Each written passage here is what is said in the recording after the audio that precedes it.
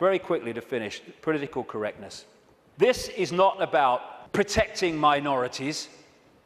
It's about stopping people speaking their truth and having freedom of speech. That's what it's about. It's about creating what Orwell called newspeak, where the language replaces old speak, words that have meaning and detail and you can express yourself, with newspeak, which actually says nothing, has no ability to express detail because of the way it works. The only language in the world whose vocabulary gets smaller every year, Orwell said. And as he pointed out quite rightly, on the conscious level, we think in words. And so the more you reduce the words, and all this tech stuff, you are, and all this stuff, and the way we're changing the language and reducing it dramatically, is taking out, over a periods, the ability to even think in detail. As one person said, how can you talk about freedom and how we must have freedom if there's no word left that really means freedom? And in 1984, of course, newspeak didn't have a word meaning freedom. This is what political correctness is about, shutting people up so no one can say anything. You mustn't upset anybody. Well, it upsets me. You've upset me by saying I can't upset anybody.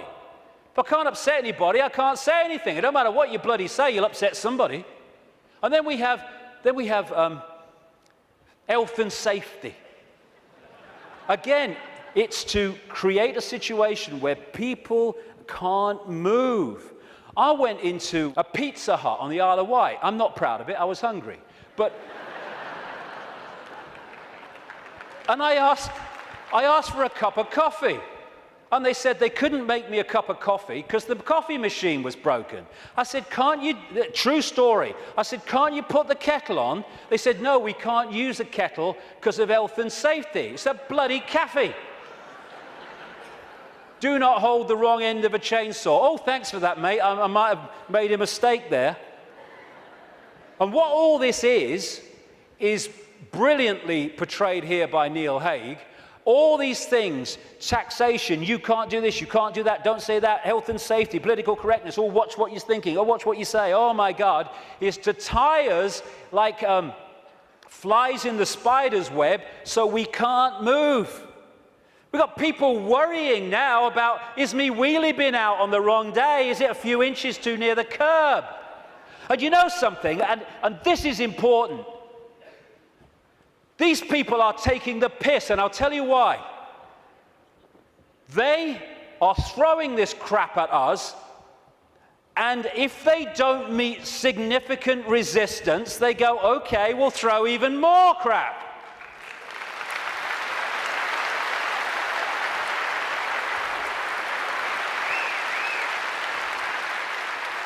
I'll get into this in the last section, but we need to draw a bloody line here. Not only say here and no bloody further, but we're going here and drawing it.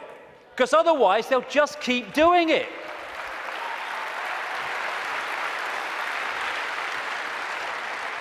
And this is the key to all of this that I'm talking about. It is a mind game. It has to be. It has to be, because from mind comes everything. This massive stop, go here, don't do this, you can't do that, all this stuff. More and more fine detail of our lives being dictated. It's to turn us into the version of this. You put a mouse in a laboratory maze and you put shock equipment down different channels. When it goes down those channels, it gets a shock, it comes back. It might go down another time, it'll get a shock and come back. After a while, not long, you can take that shock equipment away, that mouse will never go down there again because you've changed its behavior patterns. And what they're doing is throwing all this stuff at us, giving us punishments for doing this, punishments for doing that, punishments for doing this, but you're okay as long as you do this. And that channel of it's okay if you do this is getting narrower and narrower and narrower. And what they want to do is to bombard us and batter us into acquiescence. So we become subservient totally to the system. Never challenge it. just stay in this narrow band of robotic computer terminal perception. To turn this into this, a bar-coded, computer terminal, unquestioning, acquiescent robot. And they've done it before in smaller groups. This is China. This is waiting for work in the factory in China. And China is in so many ways a blueprint of the global society they want. 1.5 billion people in China.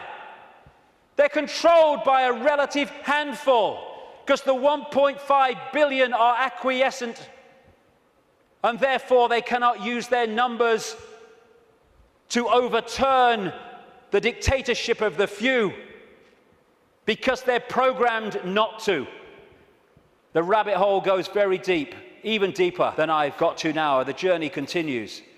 But it's to control perception and get us to believe we have no power. We bloody do.